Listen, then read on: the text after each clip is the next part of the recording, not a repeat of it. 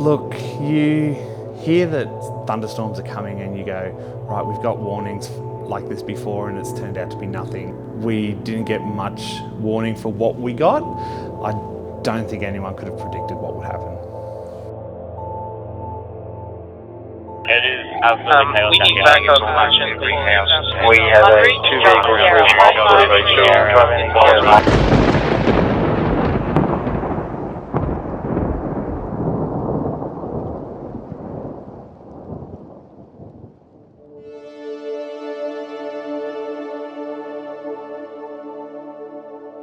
My name's David. At the unit, I'm the section leader of training. The night before the storm hit, we changed our training plans to get an update with the weather. The next day was a severe fire danger day as well, so we didn't know what was going to happen.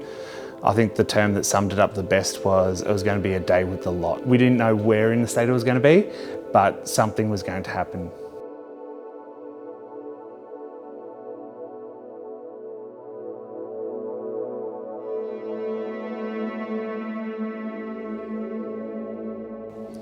So in the morning we had a few crews out just attending to fallen tree limbs that come with high winds generally, and also a lot of gum trees drop limbs in the heat anyway. And then around 12 o'clock we got an updated severe weather warning that put us in the highest risk for severe thunderstorms. So instead of being severe thunderstorms possible, they were likely, and that came around midday.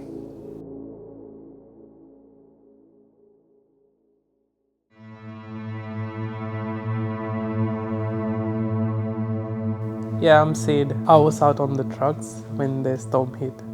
My name is Raman, and I was actually one of the members who were out in the vehicles at the time when the storm hit us. So we had two vehicles at a job where several large branches had fallen onto someone's car, and we were going through the usual motions of risk assessments and how we would tackle the job safely. There were some grey clouds in the sky, but we didn't take much notice. We saw grey clouds earlier on that day on another job, and it turned out to be nothing. So, yeah, you don't really get that worried. We were pretty much oblivious as to what was about to happen.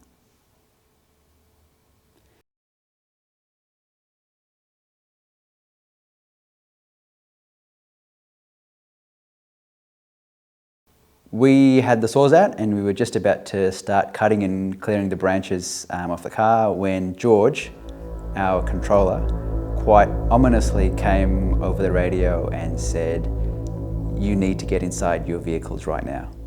There's a storm about to hit us." All units from Monash controller, please get inside your vehicles right now. A storm front is just about to hit us.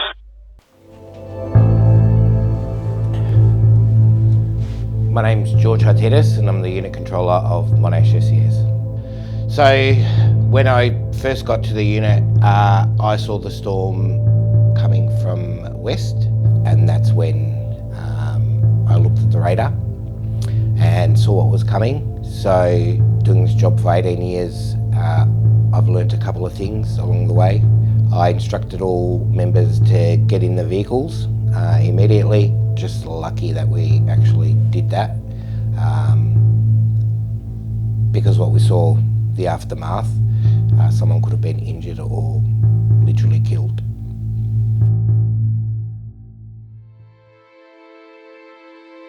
Lightning overhead. Which unit are you from? In the trees. What number is it? 41. Jump inside for the time being. Stay inside. Once all this is passed over, all cops will pass you, mate. As soon as we all got into the closest truck, a large branch on the same tree that we were just cutting came down and took the power lines with it, right where we had literally been standing moments earlier. We had no idea what was about to hit us. We had no idea what was coming. It literally came out of nowhere. If George hadn't told us to get to safety when he did, that outcome could have been a lot worse. I can do this to make sure my power lines, yeah, I'm away from it. I'm just going to sit here. I just want to make sure our vehicle's away from me. While the storm was literally raging on outside of us while we were in the truck, two of us had to exit the truck and run a couple of metres to the four-wheel drive we brought with us as well. And I think in that span of 10 seconds, we got fully drenched and we were running at an angle. That's how fast and that's how powerful the winds were. We just sat there in our vehicles watching the storm around us, hoping it would pass. But within a couple of minutes and before that happened, the first rescue came through.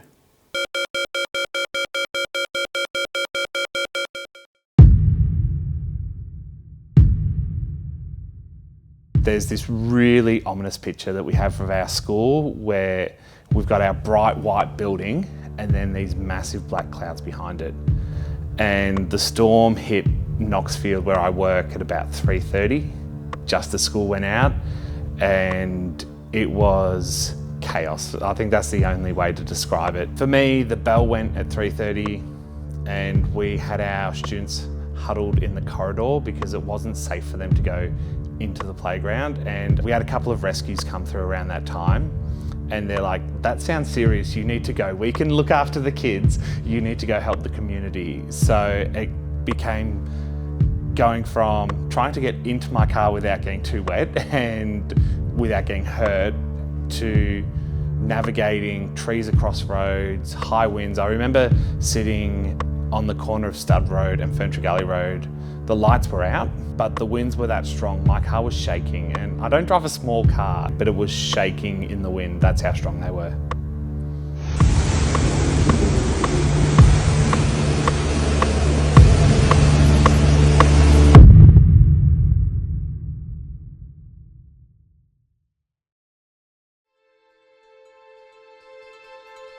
My name is Jona. On the storm day, I was one of the members on the trucks. When I saw the clouds building up on Tuesday evening, I thought, I might go down to the unit because if it's really bad and it hits us, I won't be able to get down because it was also school pickup time, so the streets will be pretty full. So yeah, I was here at the unit when it started to rain, and so we had to quickly close all the windows, and then the water started coming through the windows and through the door, underneath the door, so we just quickly threw some towels on the ground, I think.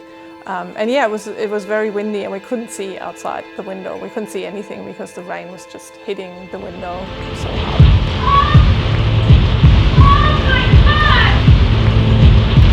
Oh my god, what the hell is going on? Oh my god! Oh my god! Someone's purchase came off! What the hell? As soon as I arrived here, I saw the grey clouds. Probably about 6 minutes later, the storm hit our unit. I've never seen such strong wind impact the front of our building. Just debris everywhere. It went dark.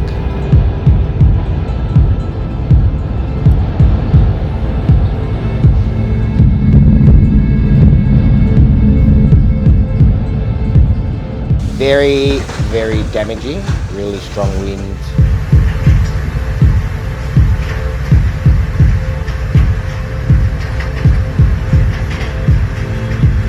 So I was literally trapped in the car. Debris and branches from the tree outside the unit were literally falling and hitting the car, trapping me in the car, and I couldn't get out even if I wanted to.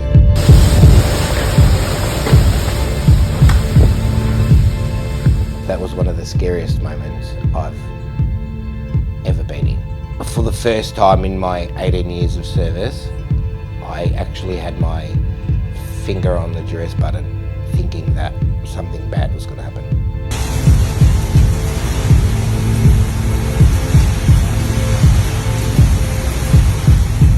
After the wind had passed, I just looked down towards Ferntree Gully Road and I just knew the next couple of days was going to be a couple of really big days.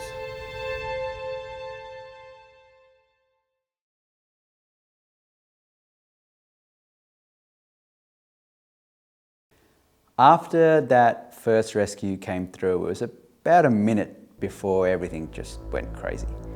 Mayhem, chaos doesn't begin to describe the atmosphere of the 10 minutes that it took us to get to that first rescue.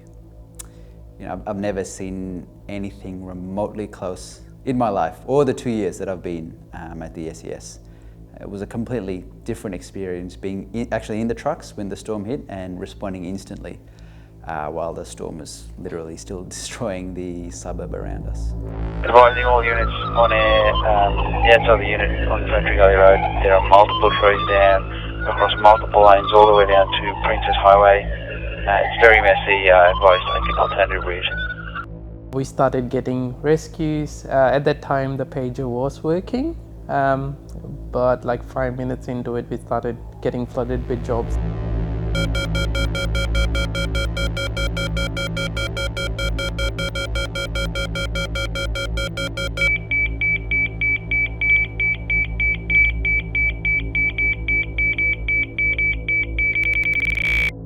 SES dispatch, this is Monash Rescue 3. Rescue 3, go ahead.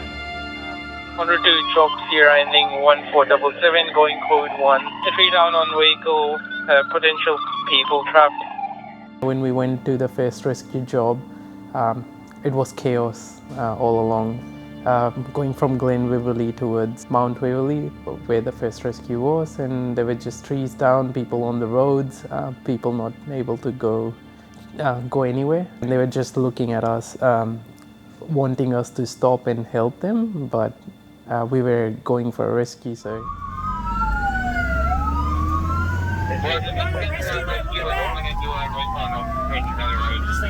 I felt like putting my windows down and explaining, but we didn't have time for that. The reason I joined SES was to help out people, and that's the main thing I couldn't do. Yeah, you do feel helpless about it. Yeah. We're here on the street here in Oakley and it's absolute carnage. I think almost every house here has had their roof or part of it blown off. There were a lot of emotions, but they took a backseat because in those moments you cannot let the stress take over. You have a job to do and a responsibility to the community, and you need to be clear-headed and focused, especially in the mess we were in with all our normal tools offline. We were navigating peak hour traffic with flooded roads, trees down left, right and centre, cars sprawled across intersections which had no traffic lights working because the power had gone out. And I think within 5 minutes the internet took a dive, so I couldn't load maps to navigate us to these priority rescues. We had to revert back to basics, which is using the mailways, which is what we trained for. But my phone was getting jobs every 2 seconds, but I couldn't see any of them because SES, our paging app, wouldn't load, and it was pretty much a do what you can with what you have type scenario.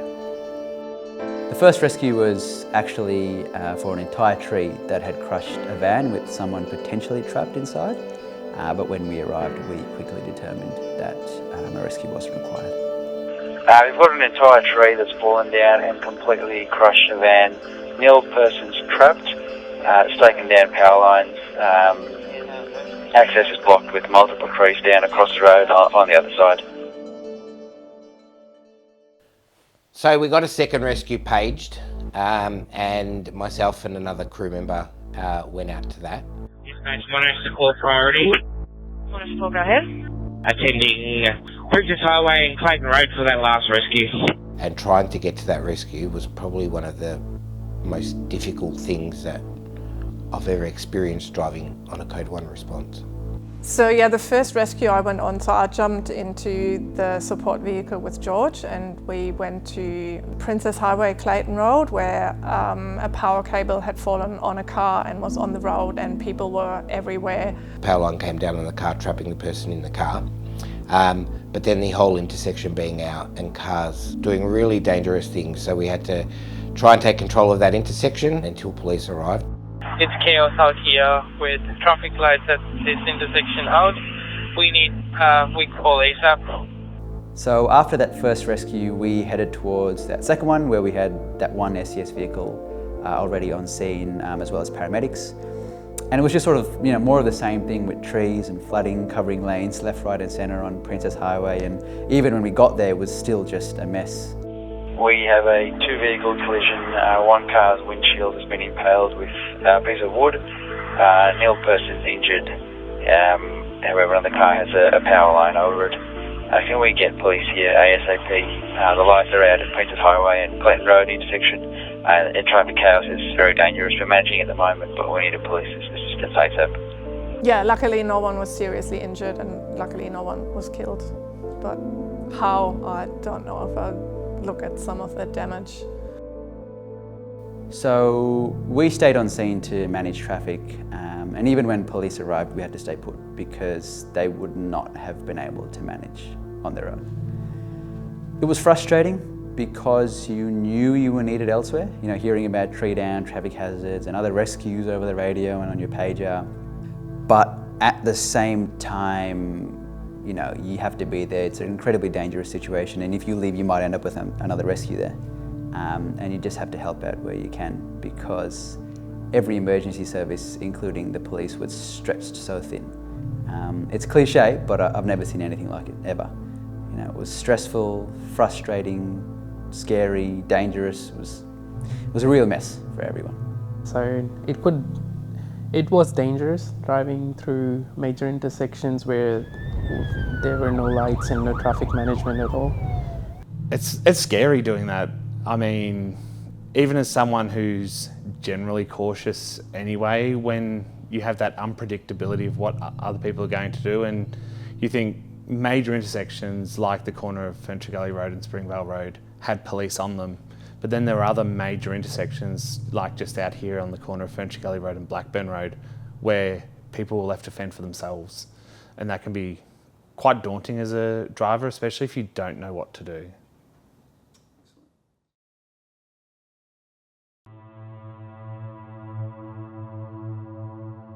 The first job I went to was a structure collapse. There was a tree into a house and people were trapped inside. And one of the other officers and I arrived at the unit at the same time, and we sort of said, well, one of us is going to go out and one of us is going to stay at the unit and help set up and run this show. And we decided that I would go out. So I had another member with me and we're in a four-wheel drive. Being a rescue, we had to get there as quickly as we could. But with being peak hour traffic, everyone's trying to get home out of this storm and no lights, traffic lights on major roads. I've never seen anything like it. It was chaos. We had another unit or another truck going to the job that I was going to, and they came over the radio and they said they wouldn't get there for at least 50 minutes with the traffic. Support 2, this is Rescue 2. It is absolutely chaos out here. It's probably going to take us about 50 minutes to get to our last job. It's just not going to work for us. Do we have authorization to go code 1? Like, we were going lights and sirens, but it wasn't working at all because people couldn't move for us as well, and we didn't have a clear path to travel from point A to B, or like at this case it was like ABCD. So yeah, we couldn't go anywhere, and never seen anything like this before. And they just weren't moving. So getting to that job, it was about, all right, how can we maneuver this vehicle to get where we need to be while every road's blocked in every direction. So we ended up going from our unit and cutting through Monash University. The security team there were really great. They helped guide us through. They stopped traffic because they were managing traffic in the university already, because the university had trees across their roads. So they became a great asset to us to get from basically Ferntree Gully Road down to Princess Highway. We're en route to job ending 1802. So I've got you en route. Got Unit 1, Gordon Road in Clayton, for a tree down. Two persons in a house there, on top of the house. The caller could not get out. Initially having a panic attack. There was 3 people inside the house. The caller initially struggling to breathe. The entrapment came from the tree blocking the front door and high anxiety levels within the house of the people who resided there. They weren't sure of their options, if they could get out or not, so they did what anyone would do and call 000. Once we got there and found that they could exit through a side door, it became a building damage job for us. And we still had active rescues going on at that time, so we had another vehicle on scene. They stayed there and helped support the residents through that while my vehicle went to the next rescue.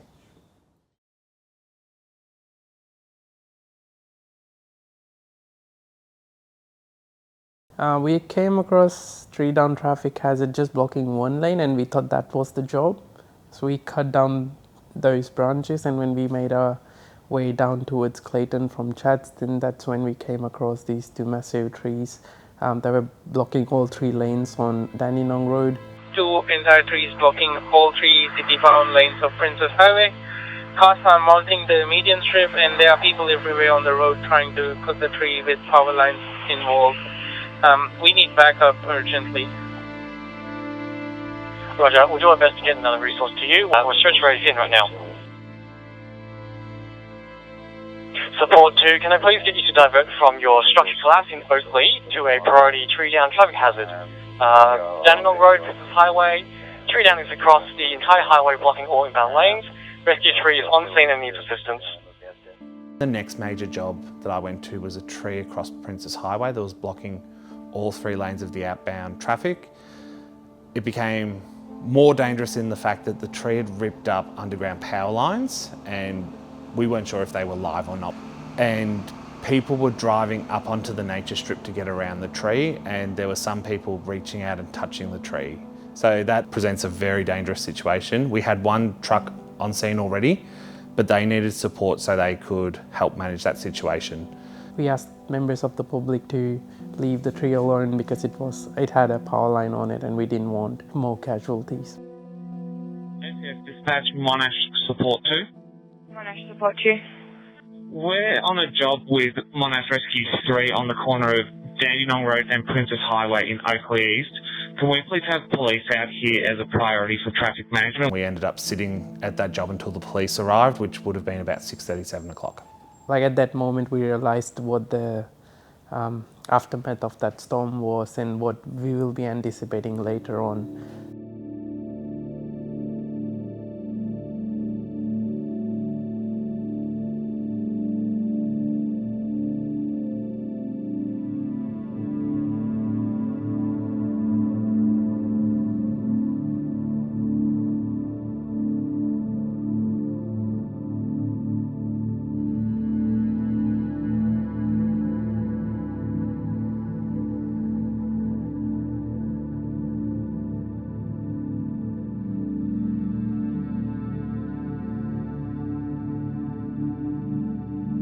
I have this vision of going down Ferntree Gully Road, which is in total a 6-lane major arterial road, and it looked like a mini cyclone had just gone straight down the middle. There were entire lanes that were flooded, and I swear everywhere you looked, there were huge branches and tree trunks just sprawled all over the road. It was very surreal. Yeah.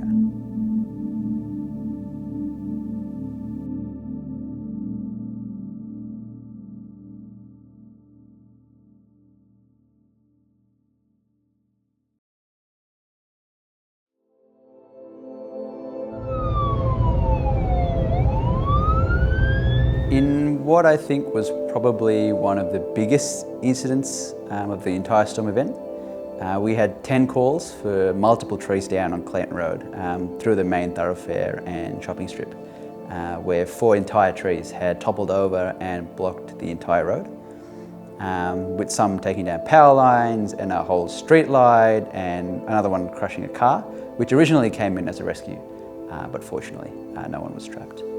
Monash ICP, this is Monash Support 1. Go ahead, Support 1. Just letting you know we are on scene at the last rescue job, and we've got 4 entire trees down on Clayton Road in the main street after the train station. One has crushed a car, and others have taken down power poles. Power company and fire rigs are on scene, but we will need extra resources ASAP. This is a major incident. Yeah, copy. We'll send rescue 1 and rescue 2 your way with some food, hopefully for your crew. I think we ended up having 3 vehicles on scene in total, with the fire brigade and police supporting us, blocking off both ends of the street, and United Energy clearing the power line so we could clear the road.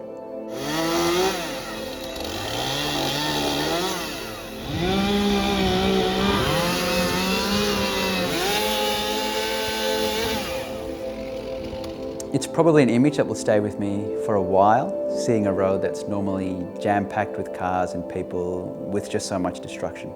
And again, amazement at how no one was seriously harmed as a result. You know, it's incredibly lucky that we weren't dealing with something that had more or any casualties at all. So yeah, very lucky.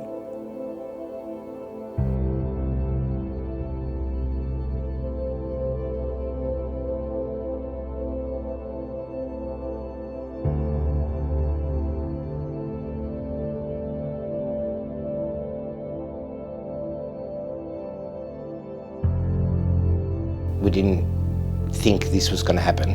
We didn't get any knowledge that we were going to face this type of wind. But with the change, the destruction that it caused was, yeah, probably something we might not ever see again.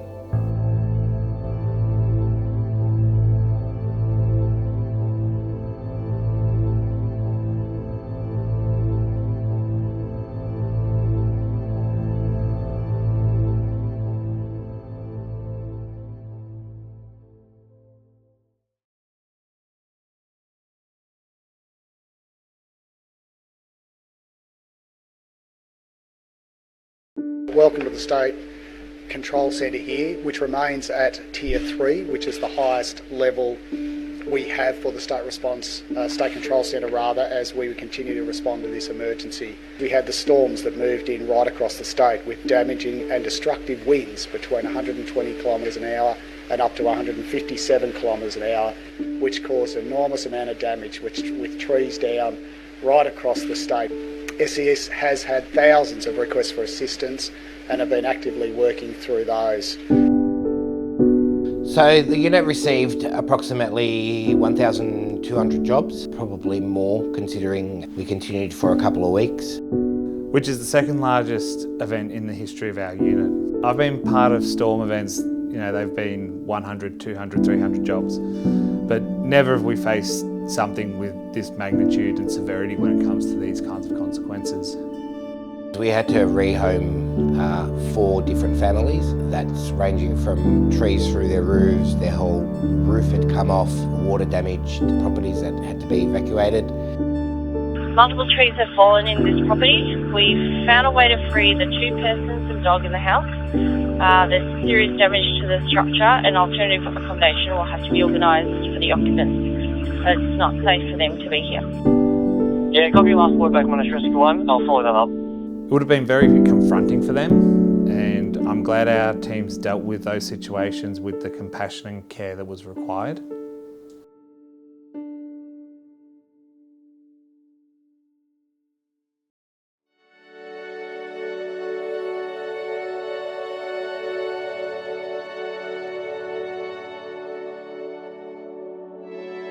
The storm event started at 3 o'clock and then we wrapped up at midnight, brought everyone back, and then we restocked the vehicles ready to go for the next morning at 8 o'clock. So what happened in the days following Tuesday's storm was on the Wednesday, Thursday, Friday, we would have crews out during the day trying to clear as much as possible, not just our own crews, but other emergency services that came down to help, and the City Council as well.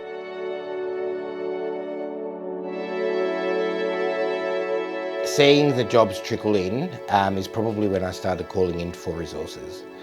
First it was the SES resources, and then FFM Vic, CFA, and then even council resources coming and working with us every day, having EMT meetings. And the City of Monash have been outstanding in what has happened over this storm event. Without the local council, this event would have been a lot harder for us. We had people on the ground, we had a lot of marked vehicles out, so I think the community felt safe and at ease.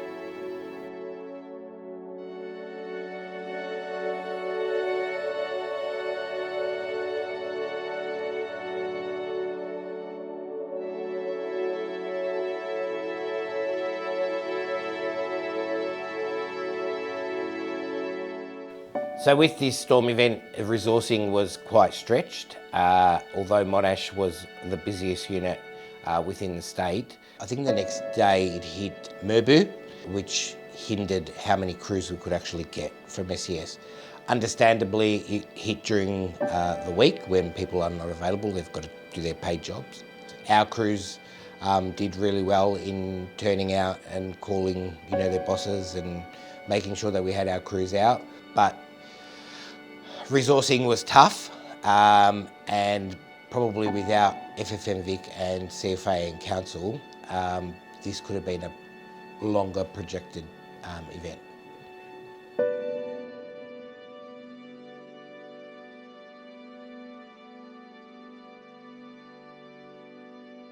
My name is Jen from SES Monash. I was out every day post the storm helping the crews out with recovery. I'd never been in a storm event. Having gone through this was a real eye-opener about how bad it could be.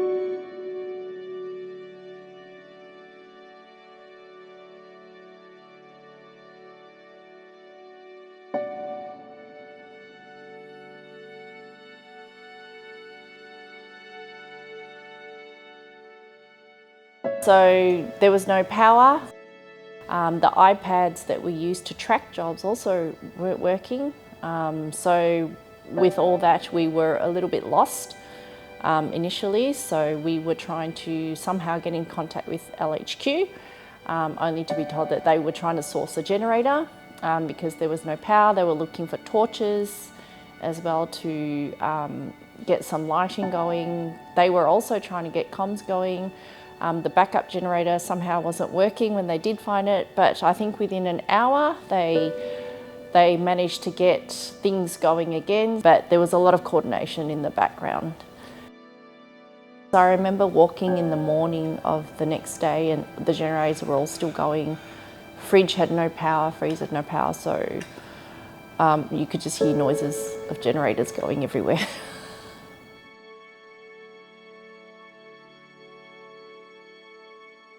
My children were home alone during the storm, so the power went out, I think, around 3:30-ish. And at my house, we got it back around 11 p.m. So we were sort of the lucky ones. So I think for me and my husband, we're both in the SES. So the night that it hit, I was already out. My husband actually came out that night. We didn't realise we had no power. We had roof tiles actually come off our own house.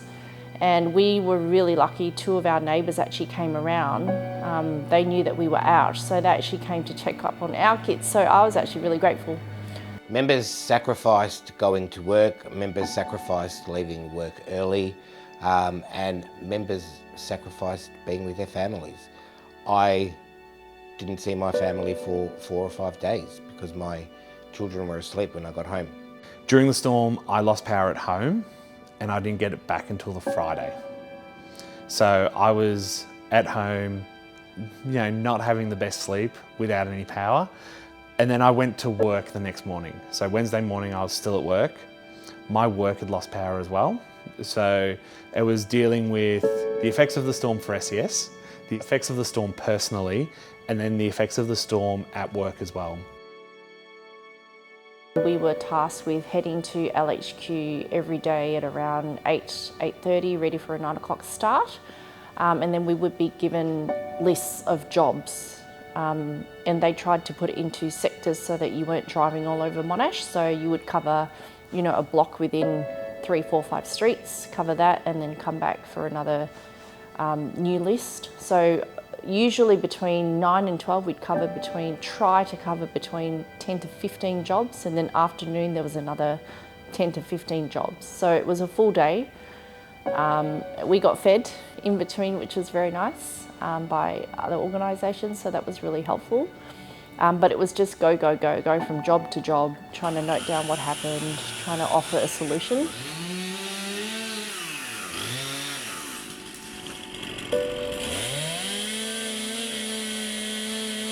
And most of our requests for assistance were for trees down, on roofs, on vehicles, roads, footpaths, etc.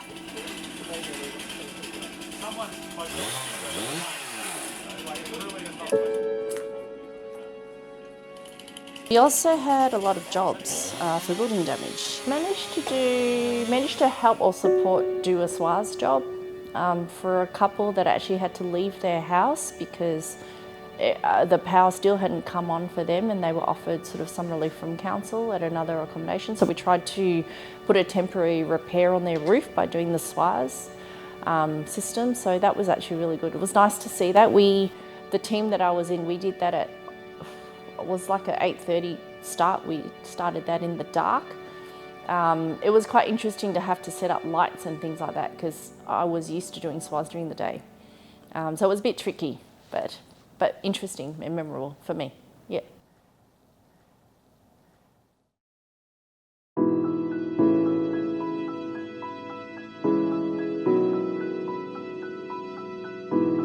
Yeah, my experience as a relatively new member, this was the first really big event that we had since I started.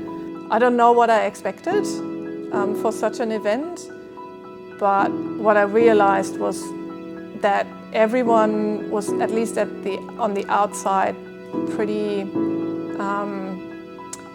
collected, and so there were no one running around in a panic and people shouting like you would maybe think that's what happens if something like this hits us. But it was everyone knew we have things to do, we work through it, and it's going to be done. We just need to organize it. So it was actually a pretty calm atmosphere at the unit and also on the trucks because everyone was just focused on the task ahead and on the jobs, and we all know somehow we'll work it out.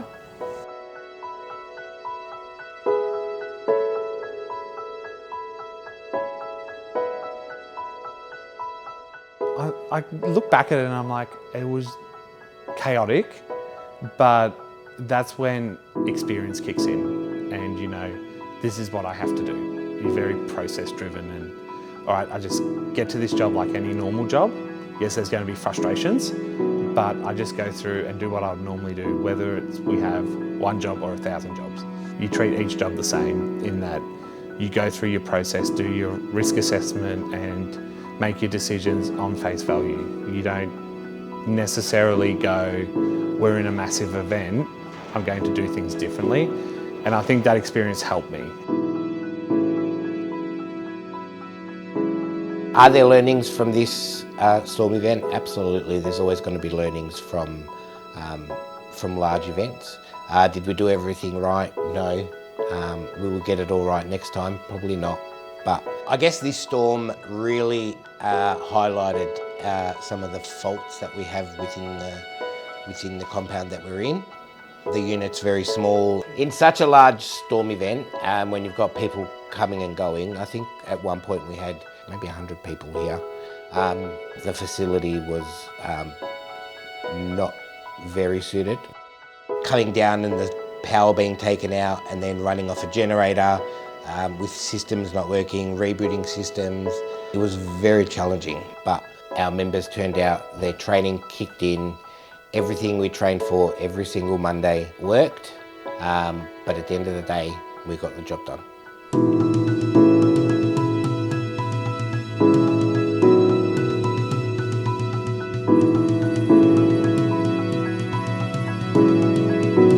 The folks in the ICP, which is the incident control point that we set up here at Monash SES LHQ, they had a rough gig.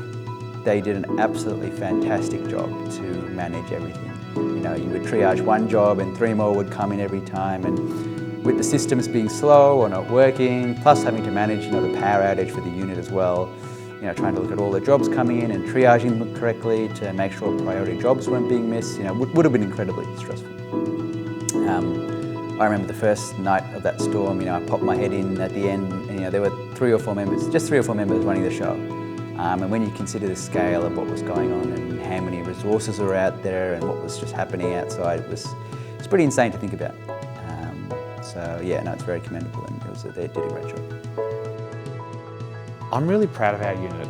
I think we were challenged and I don't think anyone was expecting the level of challenge we received. But our unit showed up when we needed them most. And not only did we just show up, we did an amazing job. we cleared 1,000 jobs in less than a week. Like, that's huge. You're talking a couple of hundred jobs a day. And for a unit that doesn't cover a massive area, to be able at the tail end of the storm to be going, all right, can we send another crew to help another unit? 4 or 5 days into this response is just remarkable. It speaks volumes about how awesome our unit is.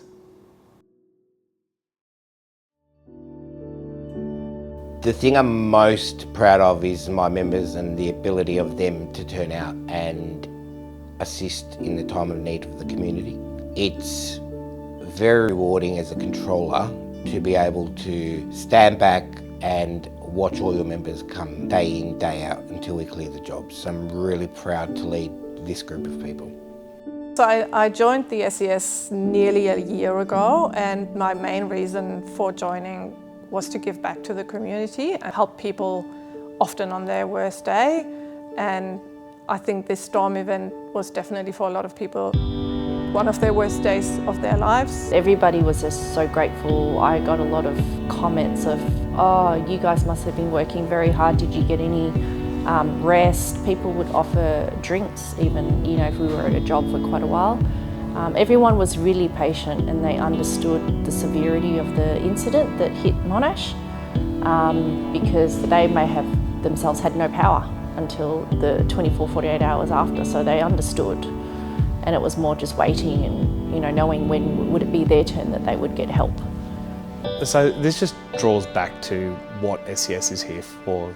Storm events are our bread and butter, really, and we help our communities in times of need, day after day, night after night, responding and making sure that our community is safe and that they know that they can always turn to SES when they need.